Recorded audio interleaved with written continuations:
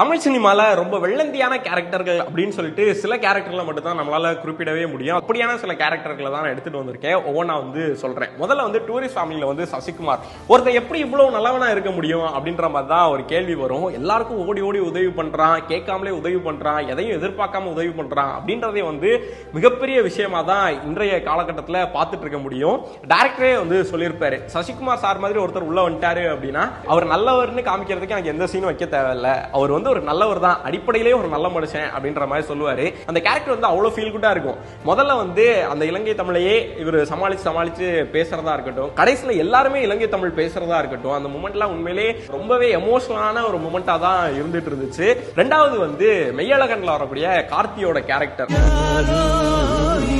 ஆக்சுவலா கார்த்தி படபடன்னு பேசுவாரு, உள்ள எதையுமே வச்சுக்க மாட்டாரு, அழுக அழுதுருவாரு, பாசம் அதை காமிச்சிருவாரு. ஒரு விலங்குகளா இருக்கட்டும் எல்லாத்தின் மேலயுமே அன்பு வச்சிருக்கக்கூடிய ஒருத்தனா அவ்வளவு ஃபீலா நடிச்சிருப்பாரு. இன்னொரு கேரக்டர் பத்தி பேசணும் அப்படின்னா, அபியும் நானும் படத்துல இளங்கோ குமாரவேல் கேரக்டர் இருக்குல்ல, அந்த கேரக்டரை ஒவ்வொரு தடவை பார்க்கும் போதும் இல்ல, அவன் பாசத்துக்காக ஏங்கனவனா மாறி கூட இருக்க மாட்டான். எது கிடைச்சாலும் ஓகே, கிடைக்கலனாலும் ஓகே அப்படின்ற மாதிரி வாழ்ந்துட்டு இருக்கக்கூடிய ஒருத்தன் அவனுக்கு ஒரு பேர் வச்சு பாசம் கொடுத்து அன்பு கொடுத்து ஒரு குடும்பத்தை கொடுத்து ஒரு குட்டி பொண்ணு எல்லாத்தையும் பண்ணி அவன் ஒரு பக்காவான ஒரு மனுஷனா அவன் அதை எத்தனை பேருக்கு அந்த அன்பை திருப்பி கொடுப்பான் அப்படின்னு சொல்லிட்டு ஒண்ணு இருக்குல்ல. அந்த கேரக்டர் எத்தனை தடவை பார்த்தாலும் சரி, அந்த ஹோட்டல்ல எங்க அம்மா சார் அப்படின்னு சொல்ற அந்த மூமெண்ட் இருக்குல்ல, அது கண் கலங்கிடும். இப்ப சொல்லும் போது கூட ஒரு கூஸ்பம்ஸ் வருது. அந்த அளவுக்கு அந்த இளங்கோ குமாரவேல் கேரக்டர் ராதாமோகன் சார் எழுதியிருப்பாரு.